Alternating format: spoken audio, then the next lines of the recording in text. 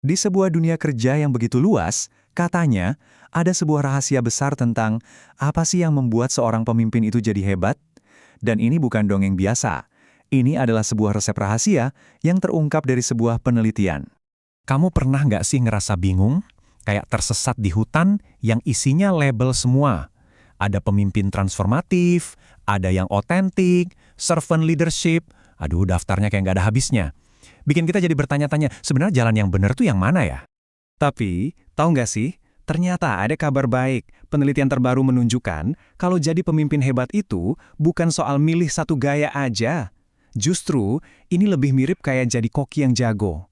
Mereka nggak kaku ngikutin satu resep, tapi pinter meracik bahan-bahan perilaku inti yang sama dengan cara mereka sendiri yang unik. Oke, kita mulai ceritanya ya. Bagian pertama dari kisah kita ini berjudul Negeri dengan Terlalu Banyak Pahlawan. Coba bayangin deh, sebuah negeri di mana setiap hari muncul pahlawan baru dengan julukan yang beda-beda. Keren sih, tapi lama-lama kekuatan mereka jadi mirip satu sama lain. Dan rakyatnya jadi bingung, sebenarnya pahlawan sejati itu yang mana? Nah, inilah yang disebut para peneliti sebagai proliferasi konstruk. Terlalu banyak istilah yang sebenarnya nunjuk ke hal yang mirip-mirip, sampai akhirnya makna kepemimpinan itu sendiri jadi kabur. Nah, karena kebingungan inilah, ada sekelompok peneliti yang memulai sebuah misi yang mulia, mencari bahan-bahan dasar yang membentuk semua pahlawan, atau lebih tepatnya, semua pemimpin hebat di dunia nyata. Dan ini bukan sembarang dongeng ya, misi ini beneran ada. Ini adalah penelitian nyata yang dipimpin oleh Joshua L. Howard dan timnya yang dimuat di European Journal of Work and Organizational Psychology. Mereka pengen banget nemuin kebenaran yang lebih simpel tapi mendasar tentang kepemimpinan. Jadi, ide brilian mereka tuh begini. Para peneliti ini bertanya, gimana kalau kita berhenti terobsesi dengan gaya atau label yang ribet itu? Gimana kalau kita coba beda aja jadi bahan dasarnya? Perilaku-perilaku inti yang sebenarnya bisa diracik dengan cara berbeda oleh setiap pemimpin. Dan dari misi pencarian mereka itu, lahirlah sebuah penemuan yang menakjubkan. Ternyata, mereka menemukan ada 5 resep utama, atau 5 kombinasi perilaku yang paling umum ditemui pada para pemimpin di seluruh dunia. Jadi, dengan meneliti lebih dari 1.000 pemimpin, mereka melihat pola-pola yang muncul terus-terusan. Ini bukan lagi sekedar teori, ini adalah potret nyata dari para pemimpin yang ada di sekitar kita, di tempat kerja kita sehari-hari. Resep pertama, dan ini yang paling banyak loh, sekitar 34%, namanya si serba bisa yang moderat. Mereka ini kayak koki yang seimbang, pakai sedikit dari setiap bumbu, kasih arahan, dukung tim, dorong perubahan, semuanya dalam takaran yang pas.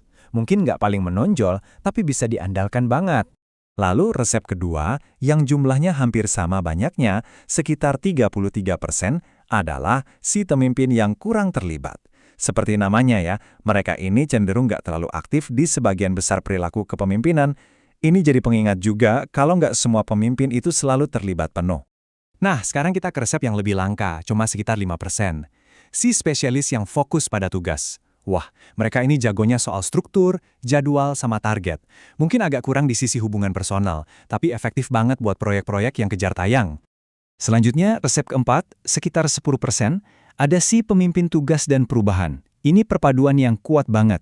Mereka fokus menyelesaikan pekerjaan, tapi juga punya dorongan besar untuk inovasi dan cari cara-cara baru. Keren kan? Dan yang terakhir, resep kelima ada sekitar 18%, yaitu si pemimpin yang fokus pada manusia. Ciri khas mereka tuh kelihatan banget dari cara mereka membangun hubungan, mendukung, dan memberdayakan anggota timnya. Mereka ini jagoannya soal urusan hati. Oke, setelah kita lihat kelima resep tadi, terus apa dong pesan moral yang bisa kita ambil dari semua cerita ini? Pesan moralnya tuh menurut saya indah dan memberdayakan banget. Mungkin kepemimpinan sejati itu bukan soal kita maksa masuk ke kotak berlabel gaya A atau gaya B. Mungkin ini lebih tentang menjadi koki yang bijak, yang tahu kapan harus nambahin lebih banyak dukungan, kapan harus kasih arahan yang jelas, dan kapan waktunya menginspirasi perubahan. Ini tentang memahami bahan-bahan yang kita punya dan meraciknya sesuai kebutuhan saat itu juga. Dan ini membawa kita ke bagian terakhir dari penjelasan ini. Sebuah pertanyaan yang saya harap bisa kamu renungkan secara pribadi. Coba deh sekarang, lihat ke sekelilingmu. Lihat atasanmu, mentormu, atau bahkan coba deh berkaca pada dirimu sendiri. Lupakan sejenak semua label yang ada.